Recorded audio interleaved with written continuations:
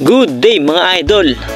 Noong mga nakakaraang araw nga ay marami akong nahuhuling similya hanggang sa ngayon mga idol na nahuhuli ko naman sa aking fish trap at iniipon ko ito dahil nga sa kakaangat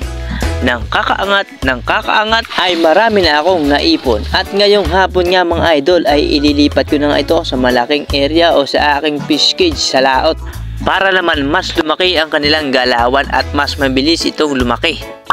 Nice! Rito ko nga muna sa may tabi iniipon ang mga naaangat ko sa aking fish trap at pag marami na tsaka ko naman ililipat sa laot sa aking fish cage.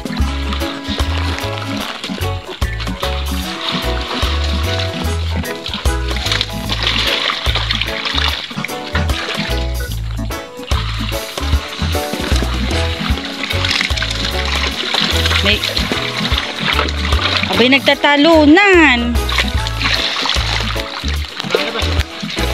Hindi naman.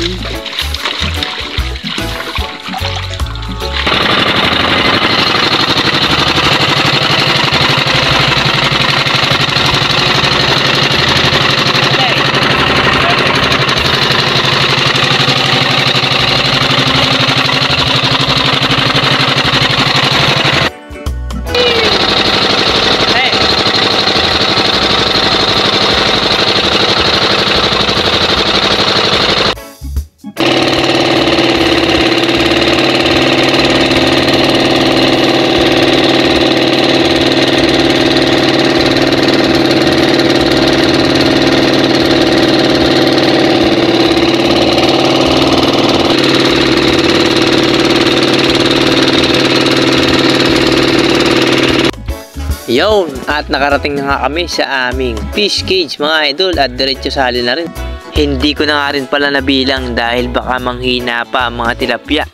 Pero sa tingin ko mga idol ay kulang-kulang 1,000 ulit ito kagaya ng mga una at pangalawa kong delivery ito. Ang kainaman pa ay medyo malalaki na yung iba at pwede na rin i-harvest. Goods na. Sa mga oras na yan ay nakatapos na nga ako na magsalin ng mga similya. Nakapagragrag na naman tayo ng aalagaan sa ating fish cage. At kung papala rin tayo ay sana ay makaharvest tayo na maganda. At bukas ng umaga ay panibagong pagtatrap at pag-iipon na naman tayo. Okay, alright mga idol.